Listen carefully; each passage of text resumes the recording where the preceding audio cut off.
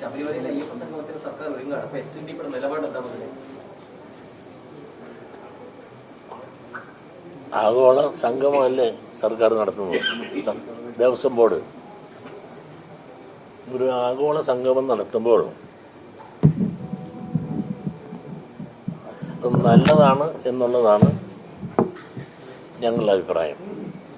മറ്റൊന്നും കൊണ്ടല്ല, അയ്യപ്പ ഭഗവാന്റെ പ്രസക്തിയും ഇന്ന് കേരളത്തിലുണ്ട്, കർണാടകയിലുണ്ട്, മദ്രാസിലുണ്ട്, അങ്ങനെ അടുത്ത നമ്മുടെ സംസ്ഥാനങ്ങളിലൊക്കെ ഉണ്ടെങ്കിലും ഇന്ത്യയിൽ, വടക്കേ ഇന്ത്യയിൽ വേണ്ടത്ര ചെന്നിട്ടില്ല.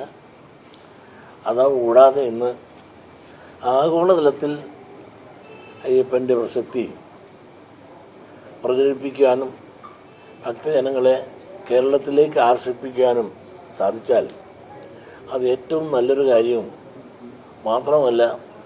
തിരുവിതാംകൂർ ദേവസ്വം ബോർഡിൻ്റെ കീഴിൽ 2200 മേൽ ക്ഷേത്രങ്ങളുണ്ട്. അതിൽ ഒരു 10 താഴെ ക്ഷേത്രങ്ങൾ മാത്രമാണ് സ്വയം പര്യാപ്തതയോടുകൂടി മുമ്പോട്ട് പോകുന്നത്.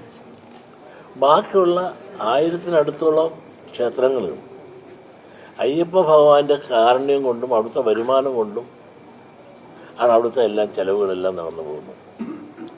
അങ്ങനെ ക്ഷേത്രങ്ങളുടെ നമ്മുടെ ഈ 10,200 വരുന്ന ക്ഷേത്രങ്ങളുടെ വളർച്ചയ്ക്കും ഉയർച്ചയ്ക്കും ശബരിമലയുടെ വളർച്ചയും ആയി പരസ്പര പൂരമായി നിൽക്കുന്നു എന്നതിനെല്ലാം ഉപരി കേരളത്തിലെ അന്യ സംസ്ഥാനങ്ങളിൽ നിന്നും ആഗോളതലത്തിലും ഉള്ള വരുമാനം വരുന്നതോടുകൂടി ചെറുതും വലുതുമായ ഒരുപാട് ഇതുകൊണ്ട് ജീവിക്കുന്ന, തോർത്ത് വിറ്റ് ജീവിക്കുന്ന, മാല വിറ്റ് ജീവിക്കുന്ന, രുദ്രാക്ഷം വിറ്റ് ജീവിക്കുന്ന, പുസ്തകം അയ്യപ്പനെ വിറ്റ് പാട്ടുകൾ വിറ്റ് ജീവിക്കുന്ന, അങ്ങനെ ഒരുപാട് സാധാരണക്കാർ അയ്യപ്പൻ്റെ കീർത്തനങ്ങളും മറ്റു പലതും വിറ്റുപജീവനം നടത്തുന്ന ആയിരക്കണക്കിന് ആളുകളുണ്ട്.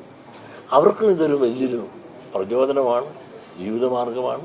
അവർക്കും അവരുടെ ജീവിതം ഒന്ന് പച്ചപിടിപ്പിക്കുവാൻ ഇത് സഹായകരമാണ്.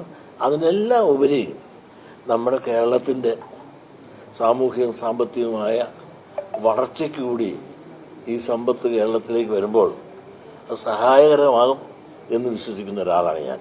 അതുകൊണ്ട് എന്തുകൊണ്ടും ഒരു സംഗമം ആഗോളതലത്തിൽ